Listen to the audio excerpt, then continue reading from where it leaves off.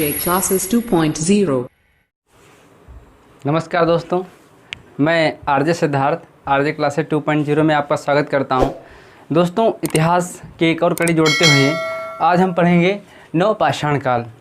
दोस्तों, मध्य पाषाण काल पर मैंने थोड़ी सी बात कर ली थी और उसके जो स्थान हैं दोस्तों, ये जो स्थान आपको हम बताएंगे या मुझे पढ़ाना चाहिए था, ये दोस्तों जो कक्षा 6 की एनसीईआरटी जब मैं पढ़ा रहा था उसमें दोस्तों मैंने इनका डिस्कस किया है। दोस्तों, आप प्लेलिस्ट में जाके इतिहास में कक्षा 6 की जो एनसीईआरटी है दोस्तों, उसमें आप देख सकते हैं और उसमें आपको दोस्तों पाषाण काल में से मध्य पाषाण काल के जितने भी स्थान हैं आपको मिल जाएंगे। तो आज हम दोस्तों पढ़ेंगे नवपाषाण काल। नवपाषाण काल को दोस्तों महान परिवर्तन काल के नाम से भी जाना जाता है। आप नोट कर लेंगे, महान परिवर्तन काल। अब दोस्तों देखते हैं, नवपाषाण काल को दो भागों में बांटा गया है। दो भागों में दोस्तों इसकी बात कही गई है। नवपाषाण काल के जनक नवपाषाण काल के जनक या नवपाषाण काल या नवपाषाण शब्द के जनक कौन है? तो दोस्तों सर जॉन लुब्बा। कौन है दोस्तों? Sir John Lubbock. Sir John Lubbock दोस्तों नवपाषाण शब्द या नवपाषाण काल के जनक माने जाते हैं। दोस्तों, नवपाषाण क्रांति की बात यदि कर लें हम, नवपाषाण क्रांति की दोस्तों यदि हम बात कर लें, नवपाषाण क्रांति की यदि बात कर लें तो नवपाषाण क्रांति के दोस्तों जो जनक हैं वो गार्जन चाइल्ड हैं। कौन? Guardian child. आपको कहीं कहीं ये गार्डन भी मिलेंगे दोस्तों, गार्डन चाइल्ड भी दोस्तों ये मिलेंगे और वो दोनों नाम सही हैं। कुछ किताबों में आपको गार्डन मिलेगा तो कुछ किताबों में दोस्तों आपको गार्डन चाइल्ड मिलेगा दोस्तों। तो ये दो शब्द जो ऐसे हमारे हैं जो आप याद कर लेंगे, बहुत महत्वपूर्ण है, पूछे जा सकते हैं दोस्तों। अगला यदि बात करें दोस्तों, हम इसके बारे में, इसकी विशेषताओं के बारे में बात करेंगे। तो दोस्तों यदि बात करें नवपाषाण काल के जनक सर जॉन लुब्बा, नवपाषाण क्रांति दोस्तों जनक तो हो गया। अब नवपाषाण क्रांति के बारे में दोस्तों हम देख लेते हैं। नवपाषाण क्रांति के बारे में दोस्तों देख लेते हैं। तो नवपाषाण क्रांति दो भागों में बांटी गई। पहले ये देखना ज़्यादा उचित रहेगा। दो भागों में बांटी गई दोस्तों, एक उत्तर और एक दक्षिण साइड में बांटी गई दोस्तों। जो उत्तर भारत की बात करें, कहाँ? उत्तर भारत की बात करें दोस्तों, जो दूसरा क्रांति रहेगी वो दोस्तों दक्षिण भारत की रहेगी। कहाँ की रहेगी? दक्षिण भारत की रहेगी। दक्षिण भारत, उत्तर भारत और दक्षिण भारत। उत्तर भारत में यदि बात करें दोस्तों तो लेनमे सूर्यर इसके जनक हैं। कौन? लेनमे सूर्यर। लेनमे सूर्यर इसके जनक माने जाते हैं। लेनमे सूर्यर नवपाषाण क्रांति के उत्तर भारत में जनक कौन है? लेनमे सूर्यर। और दक्षिण भारत में दोस्तों कौन है? नेवे लियर। नेवे दोस्तों दक्षिण भारत की यदि बात करें तो नेवे लियन, लियन फ्रेजर या लेवे लियन हम दोस्तों नोट कर सकते हैं। कहीं कहीं पूरा नाम इनका लिख जाता है फ्रेजर। तो लेवे लियन फ्रेजर ये दक्षिण भारत में है। उत्तर भारत में लेनमे सूर्यर इसके जनक दोस्तों माने जाते हैं। अब नवपाषाण क्रांति दोस्तों जो रही, इसको यदि हम पूरे दृष्टिकोण से देख लें तो दोस्तों इसका एक और चार्ट बन जाएगा। पूरे दृष्टिकोण से यदि हम बात करें दोस्तों नवपाषाण क्रांति जिसके जनक दोस्तों गार्डन चाइल्ड हैं, तो इसमें यदि हम बात करें तो हम क्या पढ़ेंगे? कृषि दोस्तों, कृषि का प्रारंभ। क्या पढ़ेंगे? पहले कृषि का प्रारंभ दोस्तों, कृषि का प्रारंभ पढ़ेंगे। इसमें जौ गेहूँ दोस्तों, जौ गेहूँ दोस्तों इनकी प्रधानता हम देखेंगे। इसमें जौ गेहूँ, खजूर अंगूर, खजूर और अंगूर, इनकी अब दोस्तों हम यहाँ पर प्रधानता देखेंगे नवपाषाण काल की क्रांति में दोस्तों। फिर स्थायी जीवन दोस्तों, स्थायी आवास या कहीं कहीं आपको जीवन मिलेगा। गांव या कहीं कहीं आपको दोस्तों इनके गांव मिलेंगे। या दोस्तों गांव की जब स्थायी आवास और गांव रहे तो इनके घर कैसे बनते थे दोस्तों? कच्ची ईंटों के घर मिलते थे। कच्ची ईंटों के दोस्तों घर मिले थे और घास फूस के दोस्तों इनके घर थे। लेकिन हड़प्पा में ऐसा नहीं था, वहाँ के दोस्तों आपको पक्की ईंटों के मिलेंगे। जब दोस्तों नवपाषाण काल आगे जब मनुष्य दोस्तों अभी जब आ रहा है तो कच्ची ईंटों के दोस्तों इनके आपके अवशेष मिलना शुरू हो जाएंगे। फिर यदि हम बात करें दोस्तों मृत भांड की बात कर लेते हैं। मृत भांड कैसे थे दोस्तों? तो चित्राकार थे, अर्थात उन पर चित्रकारी थी और पॉलिशदार थे, रंगे हुए थे दोस्तों हाथ या चाक के बने हुए थे। काय के हाथ प्लस या चाक मतलब कुम्हार वाली चाक, इससे दोस्तों ये बने हुए थे और बहुत अच्छी इनकी डिज़ाइन थी और बहुत अच्छे चित्रकारी पर दोस्तों पाई गई है। और ये उद्योग भी यहीं पाया गया है, ऐसा नहीं कि लोग अपने लिए बनाते हों, ये दोस्तों व्यापार के उद्देश्य से भी बनाते होंगे। तो मृत भांडों का उद्योग भी दोस्तों यहाँ पर पाया गया है। फिर पशुपालन भी दोस्तों पाया गया बड़े पैमाने पर, यहाँ पर पशुपालन भी दोस्तों बड़े पैमाने पर पाया गया है। इसके बाद दोस्तों पालिश का उद्योग भी पाया गया है। क्या पाया गया दोस्तों? पालिश का उद्योग भी यहाँ पर पाया गया है। पालिश का उद्योग दोस्तों पाया गया है, ये भी महत्वपूर्ण है, आप दोस्तों नोट कर लेंगे साथ में। तो पालिश का उद्योग पाया गया है। फिर दोस्तों हड्डी के उपकरण भी पाए गए हैं। क्या दोस्तों पाए गए यहाँ से? हड्डी के उपकरण भी पाए गए हैं। हड्डी के उपकरण भी दोस्तों यहाँ से पाए गए हैं। तो एक बार दोस्तों रिकॉल कर लेते हैं दोस्तों। नवपाषाण काल जिसको महान परिवर्तन काल के नाम से भी जाना जाता है, नवपाषाण काल के जनक सर जॉन लुब्बा हैं। नवपाषाण क्रांति के जनक दोस्तों गार्डन चाइल्ड या गार्डन चाइल्ड के नाम से जाना जाता है दोस्तों। नवपाषाण क्रांति को भारत के दो हिस्सों में बांटा गया, उत्तर भारत और दक्षिण भारत में। उत्तर भारत में दोस्तों जो खोज हुई उसके खोजकर्ता लेनमे सूरियर हैं, और दोस्तों जो दक्षिण भारत में हुई दोस्तों वो कौन है? लेवेलियन फ्रेजर हैं। फिर दोस्तों बात करें इस क्रांति में, दोस्तों बात करें तो कृषि का प्रारंभ हुआ। इसमें गेहूं, जौ, खजूर, अंगूर बहुतायत में पाए गए, जिसमें जौ और गेहूं दोस्तों सबसे पुरानी भी फसल है दोस्तों। अब आप सोच रहे होंगे कि जौ और गेहूं में से पुराना क्या है, तो दोस्तों कभी ये पूछा नहीं जाएगा, विकल्प में दो में से कोई एक होगा, दोनों के साथ नहीं होंगे तो या करके लगा होगा। और दोस्तों किताबों में आप ये अभी स्पष्ट नहीं हो पाया है, इसलिए किताबें बताती नहीं हैं कि जौ गेहूं में से पुराना क्या है। कहीं किताब में आपको जौ मिलेगा तो कहीं पर आपको गेहूं मिलेगा। तो दोस्तों खजूर और अंगूर ये मिले। फिर यहाँ का जीवन था दोस्तों स्थायी हो गया था, गांव बनने लगे थे और कच्ची ईंटों के घर पाए गए। मृत भांड दोस्तों कैसे थे? मृत भांड हाथ और चाक से बने थे, डिजाइन दोस्तों इस पर बनी थी, पॉलिशदार थे और ये चाक पर बने थे, उद्योग के रूप में भी दोस्तों पाए गए। बड़े पैमाने पर पशुपालन भी दोस्तों यहाँ पर पाया गया है। फिर यदि हम बात करें पॉलिश का उद्योग भी दोस्तों पाया गया है और हड्डी के उपकरण भी दोस्तों पाए गए हैं। तो दोस्तों आप जो देख रहे हैं ये दोस्तों नोट कर लेंगे, पूरा चार्ट बना लेंगे और दोस्तों ये चार्ट के हिसाब से ही हम पढ़ेंगे। यदि आप ये चार्ट बना लेते हैं तो आपको कोई भी किताब दोस्तों उठाने की ज़रूरत नहीं है। यदि दोस्तों आप किताब पढ़ना ही चाहते हैं तो मैं यही चर्चा आपसे कहना चाहूँगा दोस्तों, इतिहास में 6 से आप 12 NCERT पढ़ लें और दोस्तों 6 से 8 तक NCERT कंपलसरी है और 6 से 8 में NCERT के साथ में SCERT भी दोस्तों कंपलसरी है। यदि आपको दोस्तों ये सब आता है, बहुत अच्छा आपने पढ़ के रखा है, तो थोड़ी सी मोटी किताब है KC श्रीवास्तव, आप दोस्तों पढ़ सकते हैं, बहुत अच्छी किताब है। चलिए दोस्तों आगे फिर हम आपको बताते हैं और आगे बात करते हैं दोस्तों, इसकी विशेषताएँ बात कर लेते हैं दोस्तों। नवपाषाण काल की जो कुछ विशेषताएँ रहीं उन पर हम प्रकाश डालेंगे, फिर इनके स्थानों पर प्रकाश डालेंगे, कौन स्थान कहाँ से पाया गया, उस स्थान की क्या विशेषता है, किस राज्य में स्थान पाया गया, उस पर भी दोस्तों हम चर्चा करेंगे। ये दोस्तों हम विशेषताओं की बात करें, विशेषताएं की दोस्तों यदि हम बात करें क्या रहीं, तो दोस्तों यदि बात करें इस काल के जो बर्तन थे वो कैसे थे? पॉलिशदार थे दोस्तों। इस काल के जो बर्तन थे वो पॉलिशदार थे। कैसे थे दोस्तों? पॉलिशदार थे। और दोस्तों वो चाक से बनाए गए थे, चाक प्लस हाथ से दोस्तों बनाए गए थे। एक ये विशेषता आप पाएंगे दोस्तों नवपाषाण काल में।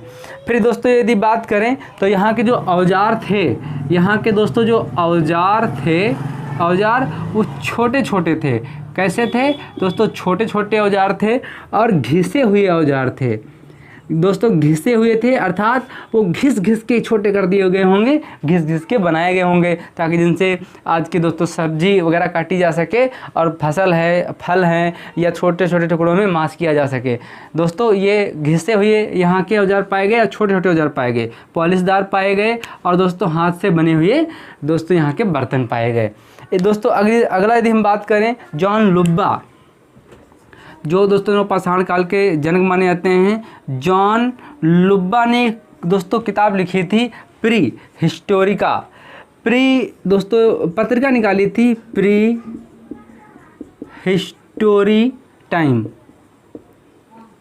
कहीं कहीं दोस्तों आपको मिलेगा प्री हिस्टोरिका टाइम, ये बात एक ही है। तो प्री हिस्टोरी टाइम दोस्तों ये एक उन्होंने पत्रिका निकाली जिसमें दोस्तों इन्होंने नवपाषाण काल शब्द का प्रयोग किया। नवपाषाण काल शब्द का दोस्तों प्रयोग किया, इसीलिए दोस्तों इनको जनक के नाम से जाना जाता है। आप एक पॉइंट नोट कर लेंगे दोस्तों।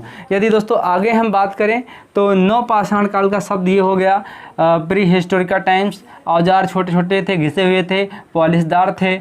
अब दोस्तों नवपाषाण काल के दोस्तों हम स्थान देखेंगे। स्थान वो भी दोस्तों भारत के नक्शे के हिसाब से हम देखेंगे। तो आइए दोस्तों भारत के नक्शे पर बात करते हैं।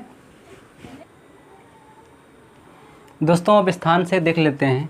ये हमारा जम्मू कश्मीर, अब तो दोस्तों इधर लद्दाख हो गया है, तो अभी हम जम्मू कश्मीर ही लेंगे। लद्दाख में भी उसे एक क्षेत्र है और ये हमारा जम्मू कश्मीर है लद्दाख, लेकिन अभी हम लद्दाख ही मानेंगे। दोस्तों यदि यहाँ से बात करें तो बुर्ज होम मिला है, एक क्षेत्र है दोस्तों बुर्ज होम। बुर्ज होम कहाँ से मिला दोस्तों? जम्मू एंड कश्मीर से दोस्तों मिला है। तो बुर्ज होम से हमें क्या मिला है दोस्तों? तो बुर्ज होम से दोस्तों हमें एक गर्तावास मिला है। क्या मिला है? गर्तावास मिला है। हम गर्तावास इसको कह सकते हैं गड्ढा वाला घर, ज़मीन के खोद को दोस्तों खोद के बनाया गया होगा। साथ में दोस्तों यहाँ से एक कब्र मिली है और उस कब्र में दोस्तों क्या? मानव के साथ दोस्तों कुत्ते के साक्ष्य मिले हैं। कुत्ता को दफनाने का साक्ष्य यहाँ से पाया गया है दोस्तों। कहाँ से? बुर्ज होम से दोस्तों ये पाया गया है। फिर यदि हम बात करें तो इसकी खोज 1935 में हुई थी। 1900 दोस्तों यदि खोज इसकी 1835 में हुई थी, 1835 में। तो दोस्तों किसने की थी? ये प्रश्न पूछा जाता है। 1835 में बुर्ज होम की खोज हुई थी, किसने की थी दोस्तों? तो दोस्तों डी टेरा व पीटरसन ने की थी। किसने? डी टेरा व पीटरसन ने की थी। डी टेरा व पीटरसन ने की थी, ये 1835 में दोस्तों। फिर दोस्तों यदि और स्थान है गुफ कराल, ये भी जम्मू कश्मीर में पाया गया है। कौन सा? गुफ कराल दोस्तों, गुफ कराल ये भी आपका जम्मू कश्मीर में ही पाया गया स्थान। गुफ कराल से दोस्तों कृषि व पशुपालन के साक्ष्य मिले हैं। कहा है कि दोस्तों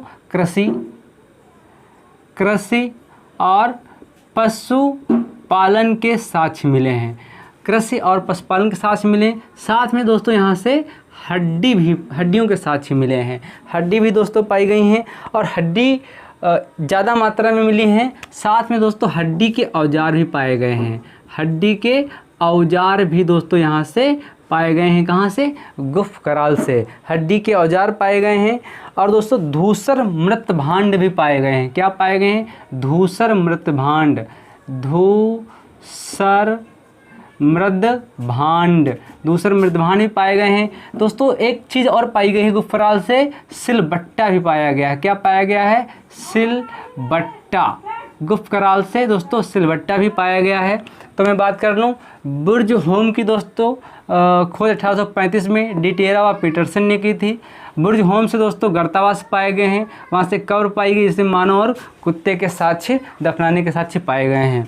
गुफ कराल भी दोस्तों जम्मू कश्मीर में है, यहाँ से धूसर मृत भांड पाए गए हैं, कृषि के साक्ष्य पाए गए हैं, पशुपालन दोस्तों पाया गया है, हड्डी ज़्यादा मात्रा में पाई गई हैं, हड्डी के औजार भी दोस्तों गुफ कराल से पाए गए हैं। आप नोट करते रहेंगे दोस्तों। फिर दोस्तों बात कर लें मगहर। मगहर मतलब है ये यूपी से बात हो रही है दोस्तों। यूपी में एक स्थान है मगहर, आप तो कबीरदास को पढ़े होंगे, वही स्थान है मगहर दोस्तों। मगहर यहाँ से गोलाकार झोपड़ियाँ मिली हैं। कैसी दोस्तों मगहर से मिली हैं? गोलाकार झोपड़ियाँ,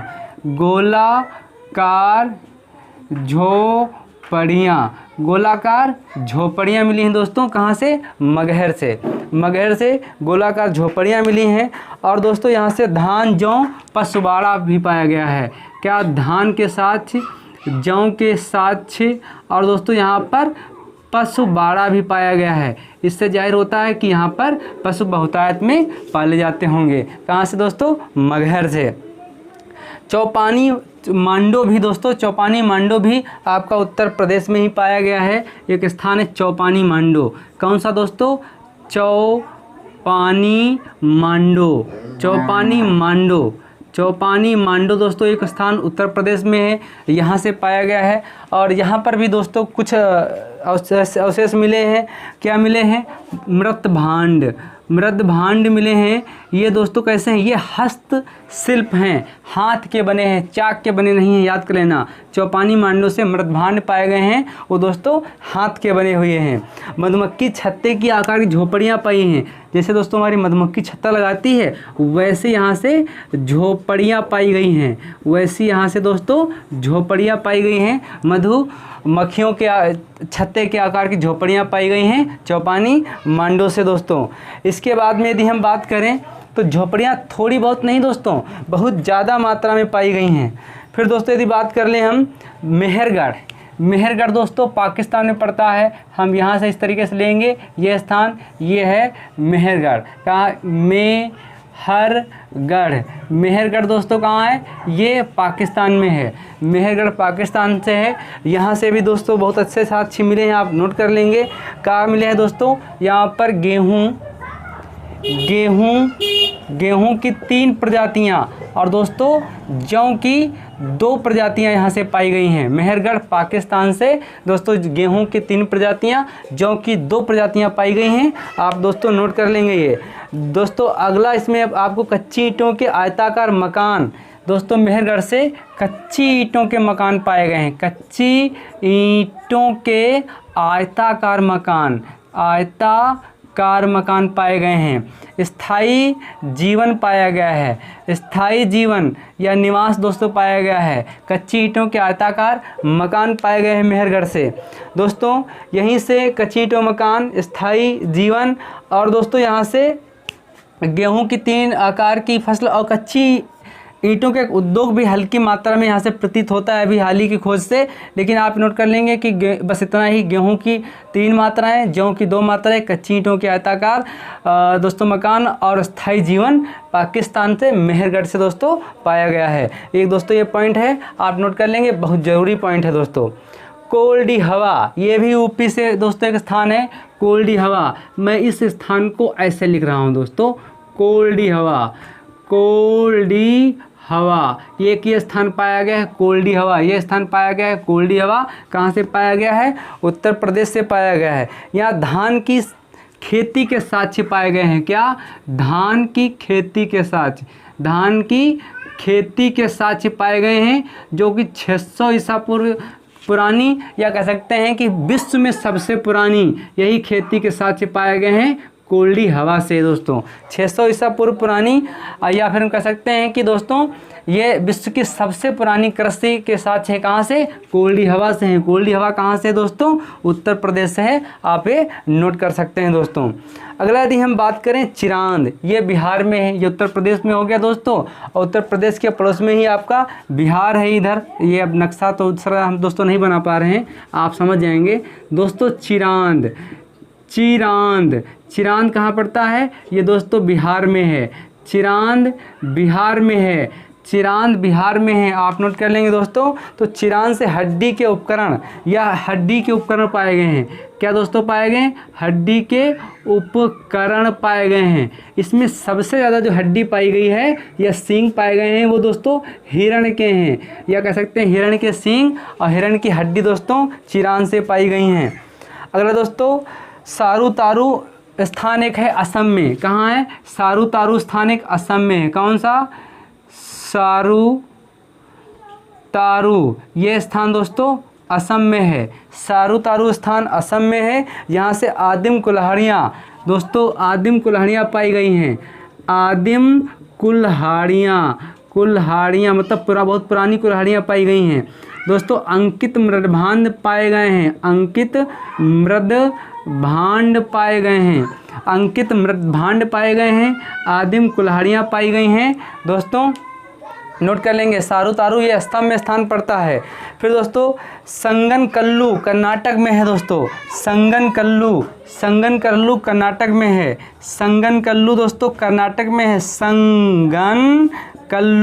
संगनकल्लू दोस्तों कर्नाटक में है। यहाँ से कुछ स्थान पाए गए हैं दोस्तों। राख के टीले पाए गए हैं। क्या? राख के दोस्तों टीले पाए गए हैं। राख के दोस्तों टीले पाए गए हैं। और साथ में दोस्तों मवेशी पाए गए हैं। क्या? मवेशी के बाड़े पाए गए हैं। मवेशी के बाड़े पाए गए हैं। नोट कर लेंगे। कर्नाटक में संगनकल्लू दोस्तों एक स्थान है, वहाँ से राख के टीले और मवेशी के बाड़े पाए गए हैं। पिकली हल ये भी एक स्थान है, कर्नाटक से पाया गया है। क्या दोस्तों? पिकली हल ये भी दोस्तों कर्नाटक से ही पाया गया है। पिकली हल कर्नाटक से पाया गया है। यहाँ दोस्तों क्या है? यहाँ राख के ढेर निवास स्थान, राख के ढेर और प्लस निवास स्थान पाया गया है। राख के ढेर और निवास स्थान पाया गया दोस्तों। कहाँ से? पिकली हल से पाया गया है। ये पिकली हल कहाँ है? कर्नाटक में है दोस्तों, आप नोट कर लेंगे। इसके बाद दोस्तों आंध्र प्रदेश में कुछ इसके स्थान पाए गए हैं। आंध्र प्रदेश में कुछ स्थान पाए गए हैं। इसमें कुतनूर एक स्थान है। कुतनूर एक स्थान है। बस आप इनके स्थान नोट कर लीजिए। बस दोस्तों पूछा जाता है इसमें से नवपाषाण काल का स्थान कौन सा है? कुतनूर है, कोरेकल है, कोरेकल कौन सा? कोरेकल है, कुतनूर है, कोरेकल है। इसके बाद कोचमपल्ली ये दोस्तों तमिलनाडु से पाया गया है। कोचमपल्ली तमिलनाडु से पाया गया है यह स्थान दोस्तों। कोचमपल्ली तमिलनाडु से पाया गया है। कहाँ से? तमिलनाडु से दोस्तों पाया गया है। ये दोस्तों कहाँ से पाया गया है? ये आंध्र प्रदेश से पाए गए हैं। कुतनूर, कोरेकल ये आंध्र प्रदेश से हैं। कोचमपल्ली ये दोस्तों तमिलनाडु से पाए गए हैं। मास्की और ब्रह्मगिरी ये भी दोस्तों कर्नाटक से ही पाए गए हैं। मास्की और ब्रह्मगिरी ये भी दो स्थान दोस्तों आप कर्नाटक से ही पाए गए हैं। ये नोट कर लेंगे दोस्तों, मेरे साथ नोट कर लेंगे। फिर दोस्तों आपका स्थान पड़ता है बलूचिस्तान दोस्तों। ये स्थान जो पाकिस्तान का है, इसमें मेहरगढ़, इसमें से आप गेहूं, जौ ये सब आपको पाया गया है। असम से दोस्तों असम से मैंने बताया सारू तारू असम से पाया गया। ठीक, एक और स्थान है दाऊजली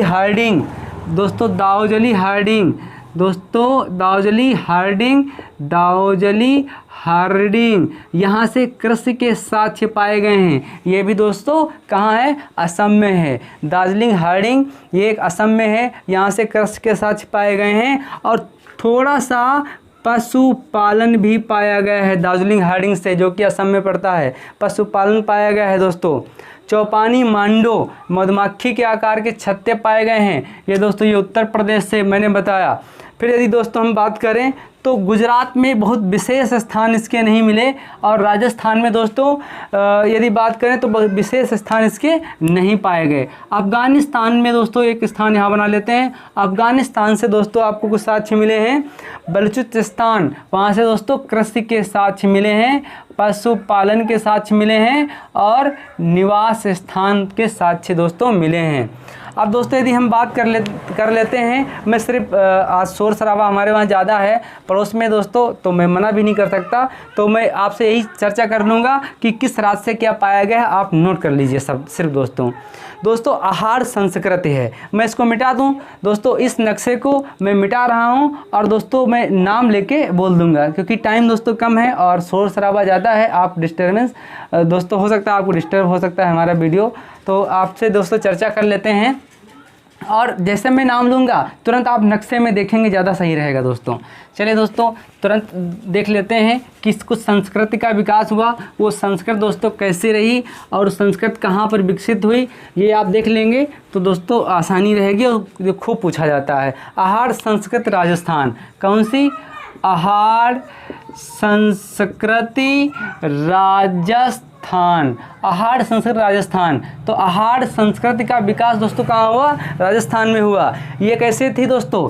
ताम्र नगरी थी, ताम्र नगरी इसको कहा जाता है। आहार संस्कृति को ताम्र नगरी और दोस्तों ताम्रवती नगरी के नाम से भी जाना जाता है, ताम्रवती के नाम से भी जाना जाता है दोस्तों। तो आहार संस्कृति में क्या रहा?